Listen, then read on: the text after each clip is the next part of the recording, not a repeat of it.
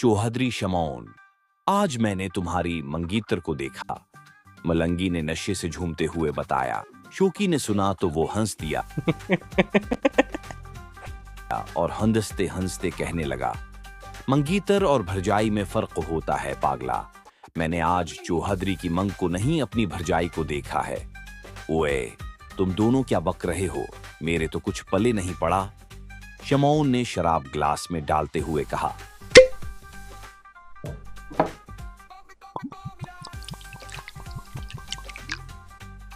चौहद्री शमौन और उसके दोस्त मिलंगी और शोकी।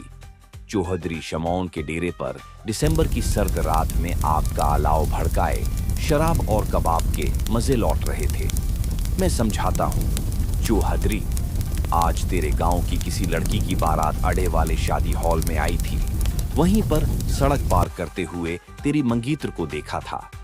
मुलंगी ने शराब का पैग लगाते हुए तफसील सुनाई। तो क्या समझाएगा मिलंगी बादशाह? मैं बताता हूँ भरजाई के बारे में। देख चौहद्री, तो अपना जगरी यार है, तेरी मंगीतर तेरे साथ जचती नहीं है। वो मलूक सी और तो खबरो जवान। ये जोड़ी कुछ जमती नहीं है। शोकी ने कड़वी बात मुट्ठास से कह दी। शमौन सख्ती से बोला, शोकी, बिक मत उए, वो मेरी मंग है, वो भी बचपन से। गुस्सा न कर चौहद्री, तेरे साथ कोई उथरी रण सुहानी लगेगी। ये छुई मोई सी उस्तानी नहीं। शोकी एक बार फिर बोला था, बगैर किसी झुझक के। मुलंगी ने कबाब खाते हुए पूछा, ना तो ये बता, वो उथरी रण आएगी कहां से? कुल की आच की है, मियां चनों से। शोकी कमीनी मुस्कुराहट के साथ बोला। शमौन और मुलंगी के कान खड़े हो गए शोकी की बात सुनकर। सीधी बात कर। शमौन ने सरख आंखों के साथ शोकी की तरफ देखकर कहा, आए होई ना बात, तेरी आंख की लाली, तेरा गुस्सा मेरे बादशाह। बताता हूं, ठंड रख। साथ वाले गांव का महर सईद है ना, उसकी बहन है सुंदुस, नानके रहती थी, कल ही आई है। बड़ा नखरा, बड़ी उथरी है भाई। शोकी की बातें सुनकर मिलंगी और शमौन ने एक दूसरे की तरफ देखा।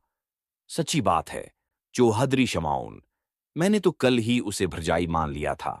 शोकी ने जल्दी से कह दिया। शोकी, तेरे वैसे ही 12 बज गए हैं। क्या है शमाइल, आधी रात हो गई है, अब तो सोने दो। सतारा ने बेजारी से जवाब दिया। 12 ही तो बजे हैं, शमाइल बोली। टाइम मुत बताओ, काम बताओ। सतारा ने जमाई लेते हुए कहा। मैंने उसे ढूंढ लिया है। शमाइल ने अपनी कामयाबी की नवीद सुनाई। किसको? सतारा आंखें मिलते हुए बैठ गई और अपनी छोटी बहनों की तरफ देखा जो सब सो रही थीं। मुजम्मल बेग को और किसे? शमाइल धीमी आवाज में बोल रही थी। उसका बस चलता तो वो चीख चीख कर बताती। मुजम्मल बेग को ढूंढ लिया है, सतारा ने खुद। कलामी की, हाँ, और उसे फ्रेंड रिक्वेस्ट भी भेज दी है। अच्छा, फेसबुक पर बैठी हो। फेसबुक की यारी, सिरासिर बीमारी, मुझे उससे वाकई मोहब्बत हो गई है। शमाइल ने लगे हाथों अपने दिल का हाल भी सुना दिया। ये किसने बताया? सतारा ने सर्द लहजे में पूछा। मुझे नींद जो नहीं आ रही। मोहब्बत में सबसे पहले नींद ही तो उड़ती है। शमाइल ने दानिशमंदी का सबूत देने की कोशिश की। तुम्हारी नींद का इलाज है मेरे पास। वो क्या? शमाइल ने जल्दी से पूछा। तुम अपनी मैट्रिक की किताबें निकालो, उनमें से कोई एक खोलो, फौरन नींद आ जाएगी। सतारा ने गुस्से से मोबाइल बंद कर दिया। फिर इर्द गिर्द देखा, सब सो रहे थे। उसने लेटते हुए खुद कलामी की। उम्मी सही कहती हैं सतारा, बेवकूफ सहेली से दुश्मन सहेली बेहतर है। माहम चौहद्री, होश के नाखन लो, बेवकूफों की तरह मत सोचो, ये कभी नहीं हो सकता। मगर शमौन मुझे पसंद नहीं है, तो फिर इस रिश्ते से इनकार कर दो। इनकार तो कर दूं, पर अब्बू की जबान का पास है, लोग क्या कहेंगे? अपने मरहूम बाप की जबान का पास भी नहीं रखा। कुछ भी हो जाए, मैं अब्बू की जबान का पास जरूर रखूंगी। माहम अपने बस्तर पर लेटी हुई, अपने जमीर की आवाज से खामोशी से हम कलाम थी। कभी जमीर की आवाज की दलील मजबूत होती और कभी माहम की आवाज बेहतरीन दलाइल पेश करती, और कभी माहम की आवाज मोहब्बत के लुट जाने का डर था। तुम्हारा दिल क्या कहता है? जमीर से आवाज आई। दिल कहां सीधी राह चलने देता है। ये तो दलदल की तरफ ले जा रहा है। माहम की आवाज निकली। उसने लेटे लेटे ही अपने आंसू साफ किए। दिल में किसी के लिए मोहब्बत की नमी हो तो ही आंखों में चमकती है। चमक जब जज्बात की गुर्ज सहे नहीं पाती तो आंखों से बरसने लगती है। जमीर ने अपनी हतमी राय दे दी। माहम ने जमीर की बात सुनकर गुस्से से लिहाफ हटाया और अपने कमरे की विंडो खोली और मस्जिद के जीने देखने लगी। जहां पर मुजम्मल खड़ा हुआ उसे नजर आया। मुजम्मल ने एक नजर माहम पर डाली और वो पीछे हट गई। मुजम्मल को कभी वो खोड़की के पीछे नजर आती और कभी अपनी बाहों में झूलती हुई। मुजम्मल ने सामने पड़े टेबल पर रुमाल के ऊपर रखी हुई चूड़ियों के टुकड़ों से एक टुकड़ा उठाया और उसे देखने लगा एक दफा। फिर वो सारा मंजर उसे दिल की आंखों से नजर आ रहा था। वो तंग आकर अपने बेडरूम से निकलकर टेरेस पर चला गया कि सामने उसके घर का बागीचा था, जिसमें बीरूनी दीवार के साथ साथ संबल और सुंदरी के ऊंचे ऊंचे दरख्त थे, जिनके पत्तों पर भी उसे माहूम ही की तस्वीर नजर आ रही थी। मुजम्मल ने अपने दाएं हाथ की तरफ देखा जिसने माहम को थामा था। माहम ने अपनी कलाई पर नजर डाली जहां खिराशें लगी हुई थी। माहूम चौधरी, ऐसी खिराशें घाव बन जाती हैं। उशाल की आवाज गूंजी। वो कमरे में आई, फर्स्ट एड बॉक्स निकाला और कलाई पर पट्टी लपेट ली।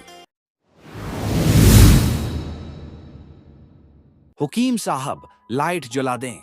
हुकीम साहब की बेगम अरूसा ने हुकीम साहब को जाए नमाज समीटते हुए देखा तो कह दिया। हुकीम साहब ने लाइट जला दी। हुकीम साहब की बेगम अरूसा पिछले कई साल से बीमार है। उसके घुटनों में शदीद दर्द रहता है, जिसकी वजह से वो चल फिर नहीं सकती। व्हील चेयर की मदद से एक से दूसरी जगह हरकत करती है। अरूसा बेगम, रात आपने फिर दवाई नहीं पी। हुकीम ने सरजनिश के अंदाज में कहा। तो हज पढ़ ली आपने? अरूसा ने अपनी पूछ ली। हाँ पढ़ ली। दवाई दूं? हुकीम साहब ने पूछा। खाली पाट दवाई पियो? अरूसा ने बेजारी से कहा। यह खाली पाट ही पीनी थी। हुकीम साहब ने देसी दवाई की शीशी पकड़ी और एक चम्मच अरूसा को पिला दिया। आह, बहुत कड़वी है। अरूसा ने बच्चों की तरह मुना बनाते हुए नापसंदीदगी का इजहार किया। अरूसा बेगम, सच्चाई और दवाई भले ही कड़वी हूं, फायदा जरूर पहुंचता है। हुकीम साहब, आपकी बातें भी हकीमों वाली हैं।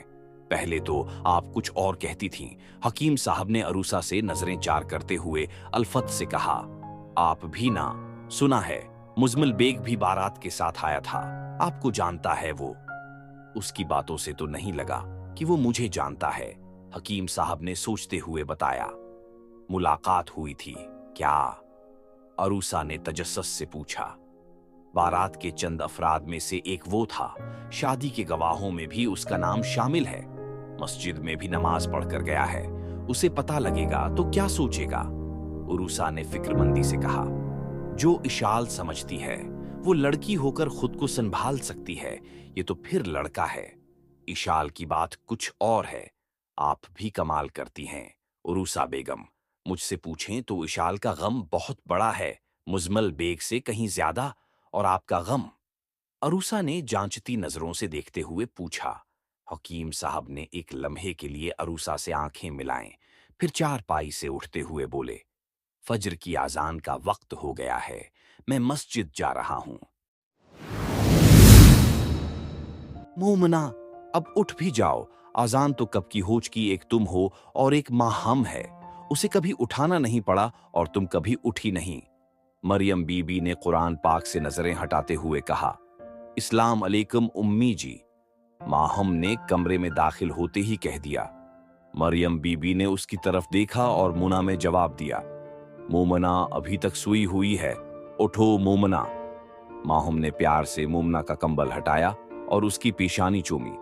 आपी, मैं इसीलिए नहीं उठती। आप आओ और मेरी पेशानी चूमो। मोमना ने आंखें खोलते हुए कहा। चलो जल्दी से नमाज अदा कर लो। माहम ने कुरान पाक अलमारी से उठाया और तिलावत करने लगी। चौधरी शमशाद अहमद और हेडमास्टर महमूद अहमद दो ही भाई थे।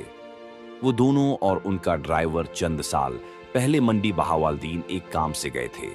वापसी पर कार का एक्सीडेंट हो गया। ड्राइवर और मास्टर साहब मौका पर ही जान की बाजी हार गए।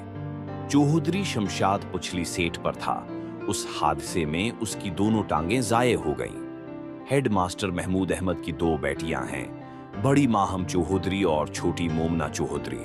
माहम ने ईम ऐड करने के बाद लड़कियों के लिए हाई स्कूल बनाने का इरादा जाहिर किया। मास्टर साहब ने खुशी खुशी अपनी बेटी की बात मान ली। चौधरी शमशाद और हेडमास्टर महमूद की मुश्तरका जमीन 20 मुरब्बाए थी, जिनकी देखभाल चौधरी शमशाद के जिम्मे थी। मास्टर साहब ने कभी अपने बड़े भाई के मामलात में दखल नहीं दिया था।